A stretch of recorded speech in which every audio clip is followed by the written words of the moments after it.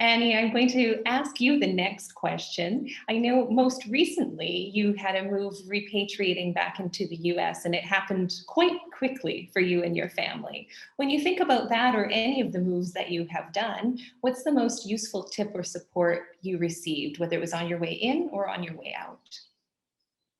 That's a good question. So I would say on our way in, it was always get involved.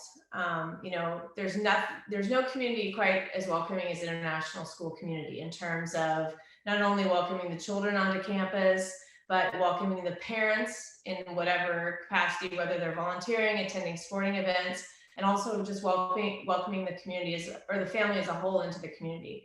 So I think early on in each of our places that we went, getting involved was kind of the narrative that we started from. And when you start from that, you quickly feel a part of things, you meet people, you get the opportunities to learn about different cultures. And to me, that's the best bonus of an international school, is just all of the experiences you have of meeting people from all over the world.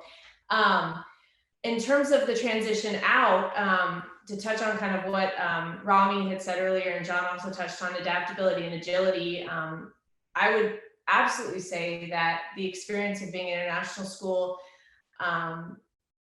being exposed to different situations, moving, having to kind of pull yourself up by the bootstraps and start again, gives the children a flexibility in their new locations. And I saw, wasn't hoping for a pandemic, but I definitely saw some of the strengths that our boys gained from their international school experiences coming to the forefront during the pandemic. We moved into our house off August of 2019, and we all know the rest of that year.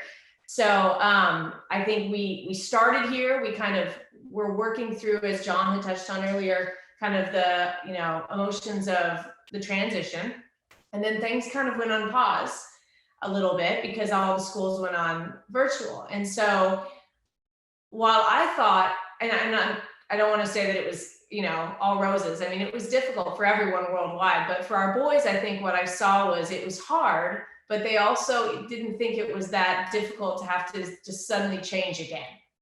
We went from ISKL to the schools they're at, and then they went on virtual, and it was like, okay, well, we can do this. We're adaptable.